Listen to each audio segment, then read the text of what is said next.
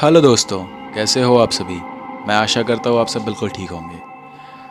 आज की कहानी बहुत ज़्यादा इंटरेस्टिंग होने वाली है और अब सीधा बढ़ते हैं कहानी की तरफ। उससे पहले अगर आपने अब तक चैनल को सब्सक्राइब नहीं करा है तो कर लीजिए, वीडियो को लाइक करें और खूब शेयर करें और कमेंट में अपना प्यार बरसाएं। Let's get started. आज की ये कहानी नरेंद्र की है। नरेंद्र जो कि पेशे से एक प्लम्बर था। ज़िंदगी उसकी ठीक ठाक ही कट रही थी जब तक उसका सामना उस खौफनाक आईने से नहीं हुआ था। प्लम्बरिंग के काम में नरेंद्र काफ़ी समय से था। वैसे तो वो शहर में अकेला ही रहता था, हालांकि उसका परिवार और उसके बाकी सभी रिश्तेदार गांव से ताल्लुक़ रखते थे। वो सेकेंड हैंड चीज़ों को बिकवाने का काम करता था।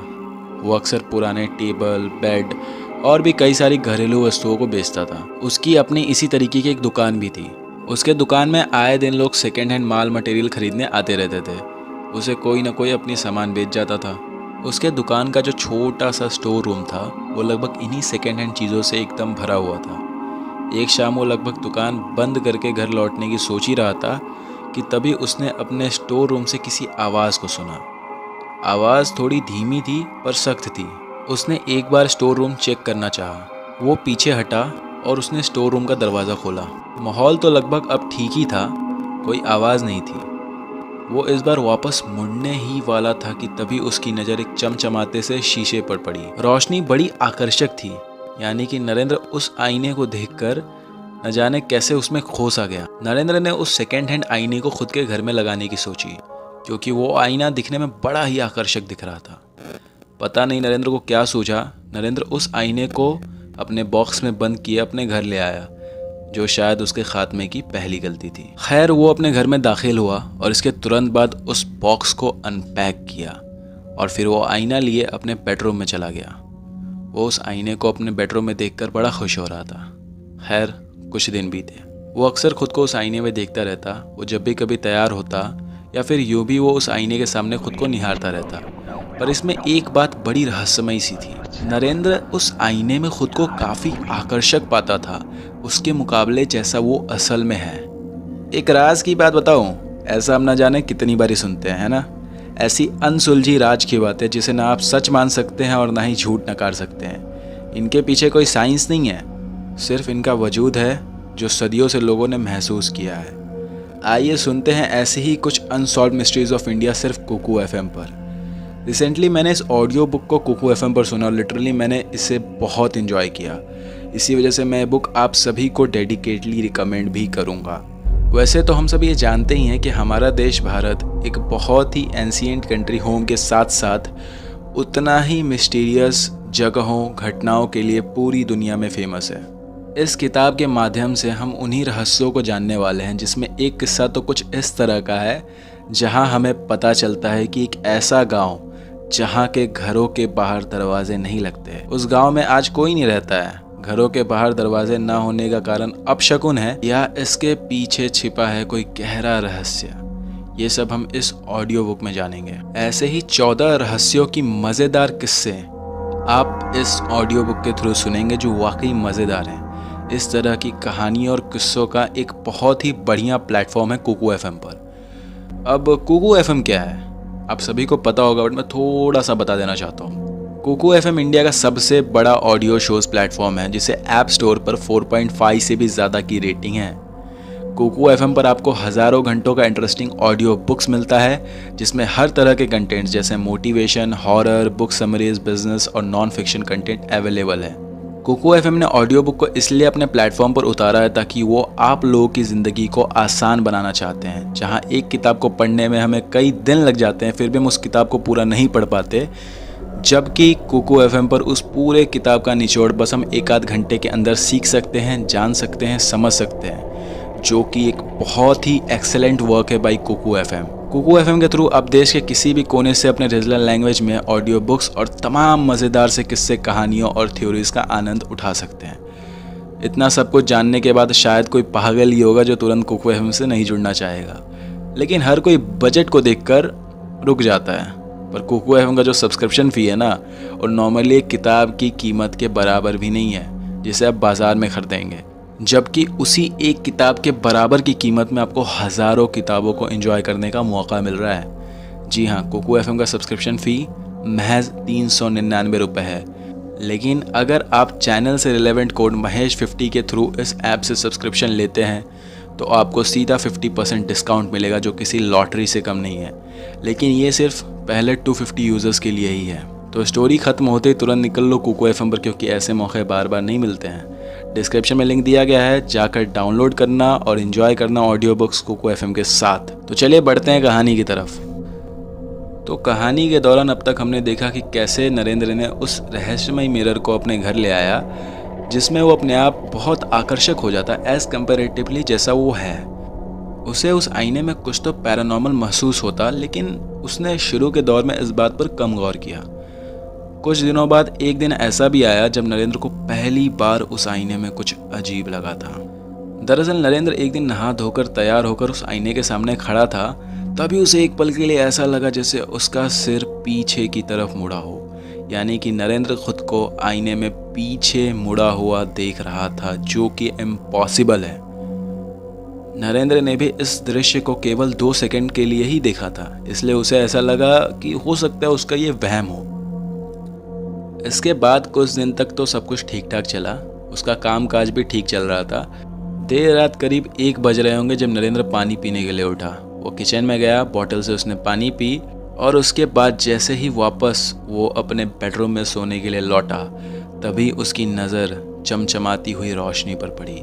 उसने रोशनी की तरफ ध्यान से देखा तो पाया कि वो रोशनी उसी के लगाए हुए आईने से आ रही थी।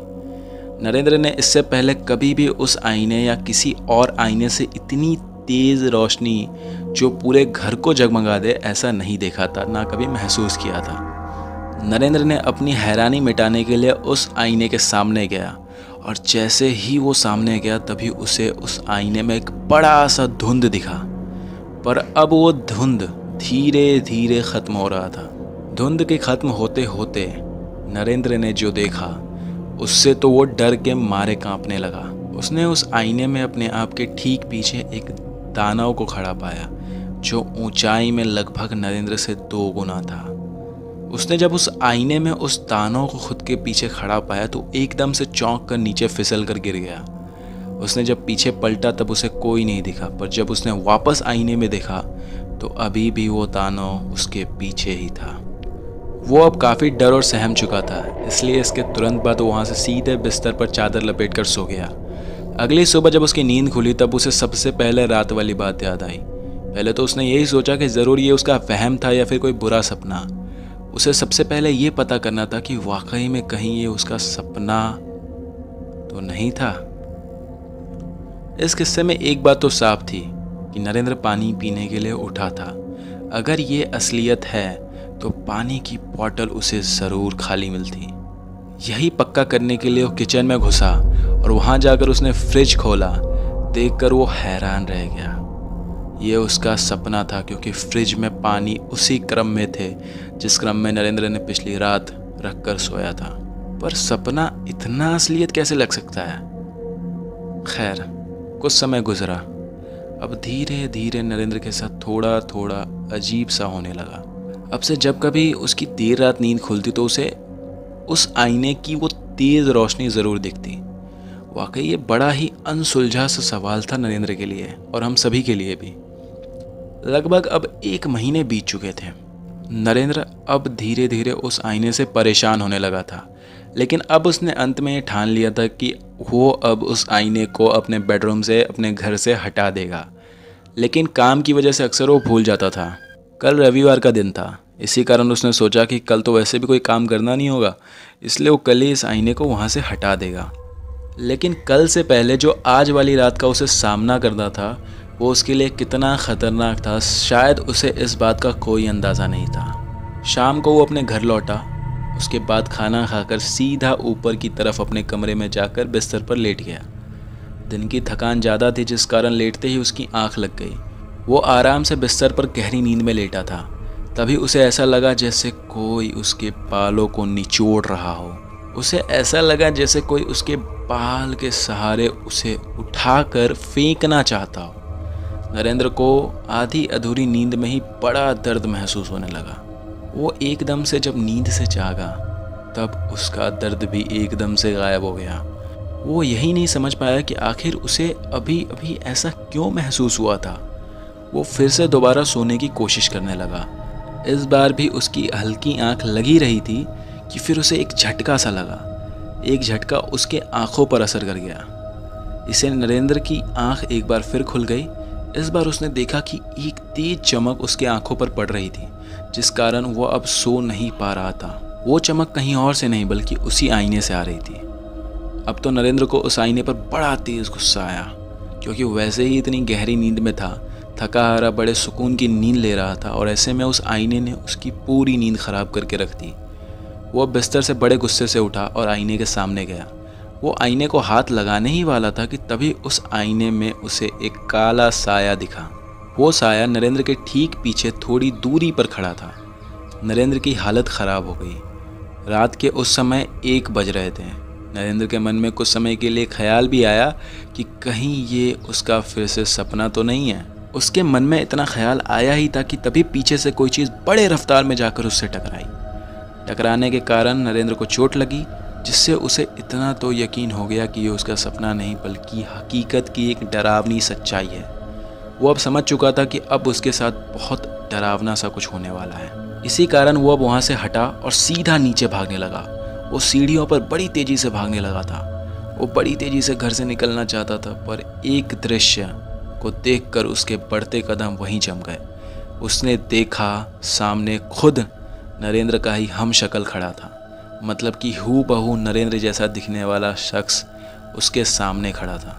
नरेंद्र के तो अब रोंगटे खड़े हो गए। उसने सोचा भला ये क्या चीज़ है, क्योंकि नरेंद्र ने आज तक कभी ऐसे दृश्य का सामना नहीं किया था। खिड़की से आती हल्की चांद की रोशनी में उस हमशक्ल का दृश्य वो साफ साफ देख पा रहा था। तभी नरेंद्र ने एक चीज़ का गौर किया। उसने ये गौर किया कि जो सामने खड़ा खुद नरेंद्र का हमशक्ल था, वो हूबहू वैसा दिखता था जैसा नरेंद्र आईने में खुद को देखता था। जैसा कि आईने में हर चीज़ उल्टी दिखती है, हमारा शक्ल भी एकदम सटीक नहीं दिखता बल्कि उल्टा दिखता है। बिल्कुल नरेंद्र भी खुद को वैसा ही देख पा रहा था। उसके तो पैरों तले ज़मीन खिसक गया। उसे अब कुछ समझ नहीं आ रहा था कि वो क्या करे। तभी उसके हमशक्ल ने बड़ी ही भारी आवाज़ में उससे एक बात कही। जिस तरह आईने के बाहर एक दुनिया है, ठीक उसी तरह आईने के अंदर भी एक दुनिया है। तूने उसी आईने को अपने साथ रखा है जो तुझे दूसरी दुनिया में खींच रही है। अब तेरा वक्त पूरा हो चुका है। अब तुझे उस आईने में समाना होगा। नरेंद्र बहुत डर जाता है। उसका हमशक्ल धीरे धीरे नरेंद्र की तरफ बढ़ रहा था। नरेंद्र पीछे की तरफ हट रहा था। नरेंद्र फिर एक बार ऊपर भाग और वापस अपने कमरे में आ गया, जो कि उसकी और बड़ी गलती थी। उसने देखा सामने दरवाजे पर खड़ा उसका हमशक्ल बड़ी भयानक मुस्कान दे रहा था। वो समझ चुका था कि अब उसका अंत तय है। तभी पीछे हटते हटते में ही पता नहीं कैसे पर नरेंद्र एकदम से उसी आईने के सामने आ गया। अब जो नज़ारा नरेंद्र आईने में देख रहा था वो उसकी सोच से परे था। उसने देखा आईने के अंदर एक ऐसा दृश्य चल रहा है जिसमें एक बूढ़ी औरत सबको अपनी कुटिया में कैद कर टोने टोटके कर रही है। एक बड़ा भयानक सा दानव कच्चे मांस को कुर्राते हुए चबा रहा है। एक बड़ी भयानक सी चुड़ैल नरेंद्र को अपने पास बुला रही है। उसे उस आईने पर क्रॉस का निशान भी दिख रहा था। नरेंद्र ने घड़ी में समय देखा तो उसे पता चला कि अभी देर रात के 1:45 बज रहे हैं। शायद 15 मिनट में उसका खात्मा तय था। तभी उसके पीठ पर किसी ने हाथ रखा। हाथ रखते ही नरेंद्र डर कर नीचे गिर गया। उसने देखा सामने उसी का हमशक्ल खड़ा था, लेकिन इस बार नरेंद्र उसे एकदम करीब से देख रहा था।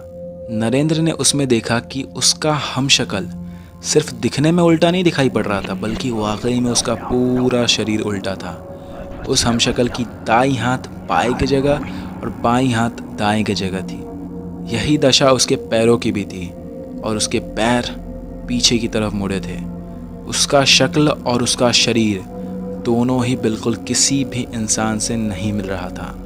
तभी उसे आईने से किसी ने पुकारा तो नरेंद्र आईने की तरफ पलटा। आईने की तरफ पलट कर देखने के बाद उसने देखा कि एक बड़ा ही भयानक सा दिखने वाला दानव उसके आर पार खड़ा है। जब उसने एक बार पीछे देखा तो पाया कि उसका हमशक्ल गायब था। उस हमशक्ल को वहां न देखकर नरेंद्र को थोड़ी राहत मिली। नरेंद्र के पास अब बस आर्य पार का मौका था। वो अब सिर झुकाए यही सोचने लगा कि वो खुद को इस आपदा से कैसे बचाए। तभी उसके दिमाग में ठीक उसी वक्त उसकी खुशकिस्मती के कारण एक ख्याल आया। नरेंद्र ने सोचा उसकी मौत तो इसी आईने की वजह से होगी, यानी कि उसकी रूह तो इसी आईने में जाएगी। लेकिन अगर ये आईना यहाँ मौजूद ना रहे, नरेंद्र जो कि वैसे भी प्लम्बर था तो उसके पास लोहे और हथौड़े का पूरा सामान, पूरा सेट मौजूद था। उसने थोड़ी हिम्मत जुटाई और कबाड़ से एक लोहे का डंडा निकाल लाया, क्योंकि इसी डंडे की बदौलत वो आईना चकनाचूर हो सकता था। किसी आम डंडे के बस की बात नहीं थी। उसने घड़ी में देखा तो 2 बजने में बस कुछ ही सेकंड्स का फासला रह गया था। उसने भगवान का नाम लिया और पूरी हिम्मत जुटाकर उस आईने पर उस लोहे के डंडे को दे मारा, जिससे वो आईना चकनाचूर हो गया। पर आईने पर डंडा लगने के बाद ही नरेंद्र को बड़ा जोर का झटका लगा और एक पल में उसे बहुत सी चीखें और चिल्लाहट सुनाई दी। नरेंद्र बेहोश होकर गिर गया। अगले दिन दोपहर के 1 बजे नरेंद्र की आंख खुली। वो जब होश में आया तो पाया कि वो अपने बेडरूम की ज़मीन पर पड़ा था। लेकिन जब उसने रात वाली सारी बातों को याद करके अपने आसपास देखा तो वो दंग रह गया। उसने देखा दूर दूर तक ना तो कोई आईना मौजूद था और ना ही आईने के चकनाचूर हुए टुकड़े। वो समझ चुका था कि वो एक श्रापित आईना था जो बड़े रहस्यमयी ढंग से गायब हो गया था। उसने भगवान का खूब शुक्रिया किया और इस घटना की सच्ची दास्तां कई और लोगों से भी साझा की। वो आज भी प्लम्बरिंग करता है, पर आज तक उसकी कभी दोबारा हिम्मत नहीं हुई कि वो किसी सेकेंड हैंड चीज़ को अपने काम में या अपने घर में जगह दे। खैर, जो कुछ नरेंद्र के साथ घटा वो बड़ा ही रूह कंपा कर रख देने वाला था। दोस्तों, उम्मीद करता हूँ कहानी आपको बहुत पसंद आई होगी। आज के एपिसोड में आपने बहुत एंजॉय किया होगा। Lots of love from Priyanshu Thakur. और चैनल को सब्सक्राइब कर लो, वीडियो को लाइक करना, कमेंट करना कैसी थी कहानी, कैसा था आवाज़, आपको पसंद आया नहीं आया, वेल जो कुछ भी है सब कुछ आप कमेंट कर सकते हो। और साथ ही साथ कुकू FM ऑब्वियसली, जिसके बारे में मैंने शुरू में बताया था। अगर आपने अब तक कुकू FM को नहीं देखा है या कभी नहीं गए हो, जाइए, बहुत मज़ेदार, बहुत बढ़िया एप्लीकेशन है। मेरा खुद का पर्सनल एक्सपीरियंस रहा है। कोड यूज़ करिएगा महेश 50, फर्स्ट 250 यूज़र्स को मिलेंगे 50% डिस्काउंट, यानी कि 400 रुपये की चीज़ मिल जाएगी आपको सिर्फ 200 रुपये में। चिल करो, एंजॉय करो, फन करो और चैनल के साथ जुड़े रहो, क्योंकि आर्या जी बहुत मेहनत करते हैं आप सबके लिए बहुत अच्छी अच्छी कहानियों को लाने के लिए।